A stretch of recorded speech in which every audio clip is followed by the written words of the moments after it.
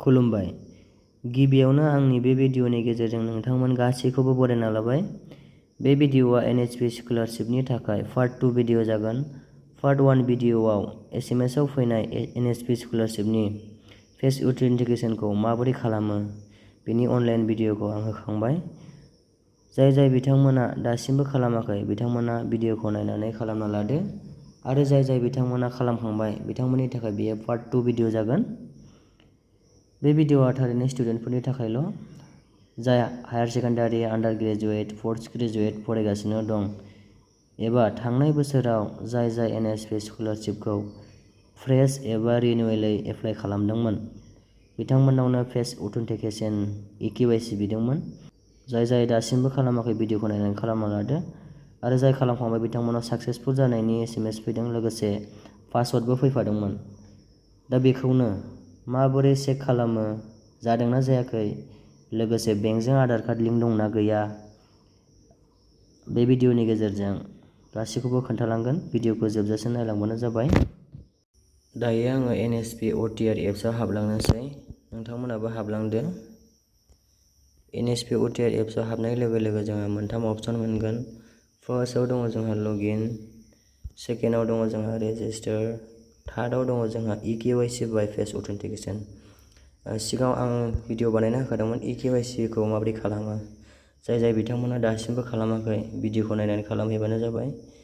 आरो जाय बिथांमोना खालामखांबाय बिथांमोननाव साक्सेसफुल जानायनि मेसेजबो फैखादोंमोन, लोगोसे बे मेसेजजों लोगोसे पासवार्डबो फैखादोंमोन। दा बेजोंनो माबोरै लगइन खालामनानै जादोंना जायाखै, माबोरै चेक खालामो, लोगोसे बेंकजों आधार कार्डजों लिंक दंना गैया बेखौ जों नायगोन। दानिया लगइनआव थुदो। लगइनआव थुनाय लोगो लोगो जोंहा इन्टार OTR साक्सेसफुल जानाय लोगो लोगो जोंनाव मोनसे मेसेज फैदोंमोन। बे OTR नाम्बारखौनो बेयावहाय थुबानो जाबाय। OTR नाम्बारा एसएमएसआव फैखायो बयनावबो, आरो एसएमएसजों लोगोसे पासवार्ड फैखायो। पासवार्डखौ जों बेयाव थुनांगौ, जेरै दं एरै पासवार्डखौ थुनांगौ।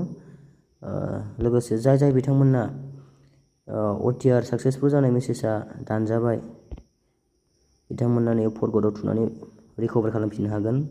लोगोसे पासवार्डआबो दानजाबायब्ला एबा गोमाबायब्ला फरगट पासवार्डआव थुनानै रिकभार खालामफिननो हागोन।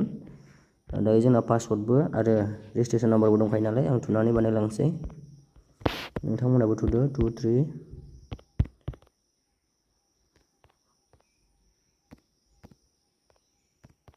बेखौ थुखांनायनि उनावहाय पासवार्डखौ थुदो, जेरै दं एरै थुदो।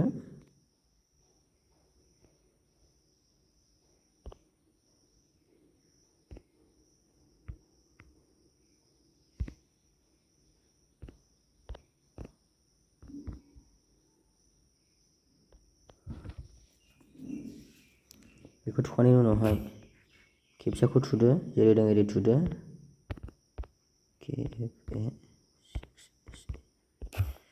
बेखौ थुखांनायनि उनावहाय जोंहा लगइनआव थुना होदो। लगइनआव थुनाय लोगो लोगो जोंहा बेयाव माखासे क्राइटेरिया दङ। बेयाव होदों जोंहा स्ट्रं पासवार्ड जानांगोन, स्ट्रं पासवार्ड जोंहा गोदान क्रिएट खालामनांगौ। पासवार्ड गोदान खालामनो थाखाय जोंहा फार्स्टआव जोंहा कारेन्ट पासवार्डखौ होग्रोनांगौ। कारेन्ट पासवार्डखौ जोंहा बेयाव होग्रोनांगौ। जोंहा मेसेजआव फैदोंमोन ना दानि बावैसो थुनाय पासवार्डखौ जोंहा बेयाव होनांगौ। कारेन्ट पासवार्ड बिदों फार्स्टआव। कारेन्ट पासवार्डखौ जों दानि बावैसो थुनाय पासवार्डखौ बेयाव थुफिनदो, जेरै दं एरै थुफिनदो। आं दायो थुनोसै।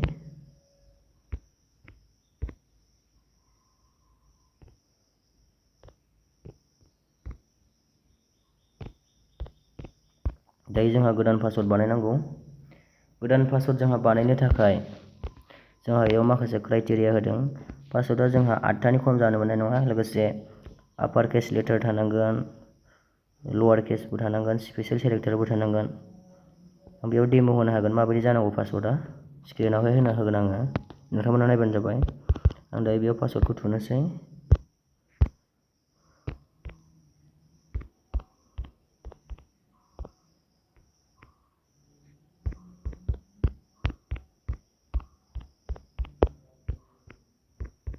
नर्मेल पासवर्डबा बेवहाय जानाय नङा, स्ट्रं पासवर्ड जानांगोन। पासवर्डखौ थुखांनायनि उनावहाय पासवर्डखौ थुयोब्ला नैबे फार्स्टआव जों माखौ थुदों सेकेन्डआवबो जों कनफार्म खालामनांगोन, माने बेजों एखे सेम थुनांगोन मोननैयावबो, अब्लासो जागोन। बेखौ थुखांनायनि उनावहाय जोंहा बेयाव केपचा क'डखौ जेरै दं एरै थुदो। बेखौ केपचाखौ थुखांनायनि उनावहाय जोंहा नेक्स्टआव थुदो। नेक्स्टआव थुनाय लोगो लोगो जोंहा दायो जोंहा बेयाव देखायबाय पासवर्डआ साक्सेसफुल जाबाय, चेन्ज जाबाय। पासवर्डआ चेन्ज जायोबासो जोंहा लगिन खालामनो हायो। दायो जोंहा चेन्ज जाबाय पासवर्डआ चेन्ज जानाय लोगो लोगो जोंहा लगिनआव थांनोसै। दायो जोंहा OTR नाम्बारखौ थुफिनदो। माने SMS आव फैनाय पासवर्डजों जोंहा लगिन जाया, माने चेन्ज खालामब्लासो लगिन जायो।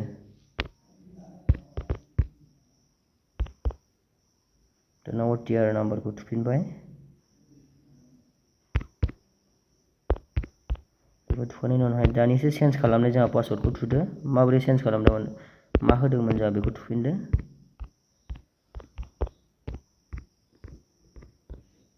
बेखौ थुनायनि उनाव जों केपचाखौ जेरै दं ओरै थुदो।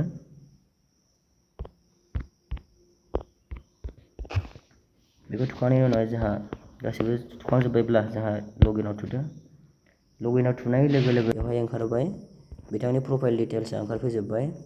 जोंहा फार्स्टआव दङ फटकआ जोंहा आधार कार्डआव जा दङ बेनो नुजाफैयो।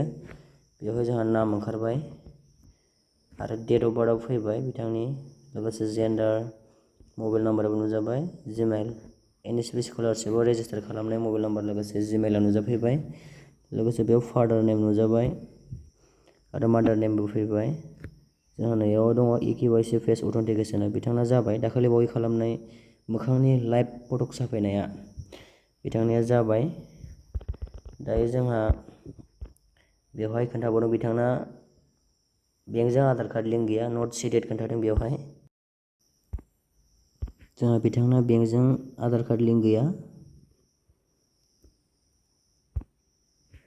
बेंकजों आधार कार्ड लिंक गैया बिथांना। बेंकजों आधार कार्ड लिंक थायोब्लासो जोंहा NSP स्कलारशिपखौ मोनगोन। जाय बिथांमोना दासिमबो बेंकजों आधार कार्ड लिंक खालामाखै थाबैनो खालामना लादो, नङाब्ला फैसा हाबनाय समावहाय उनावहाय जाय बिथाङा आधार कार्ड लिंक खालामाखै बिथांमोननाव फैसा हाबनायाव प्रब्लेम जागोन। बेखायनो बयबो आधार कार्ड लिंकखौ थाबैनो खालामना लादो।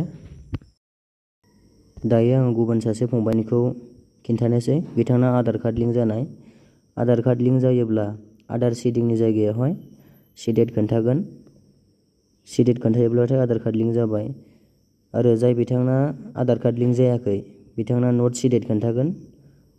जाय बिथांमोना दासिमबो आधार कार्डखौ लिंक खालामना लायाखै बिथांमोना थाबैनो आधार कार्डखौ लिंक खालामना ला, जाहाथे उनाव जेबो प्रब्लेम जायै बायदि। दिनैनि भिडिअ'आ बेखिनियानोमोन। भिडिअ'खौ जोबजासिम नायनायनि थाखाय थेंक इउ स' माच।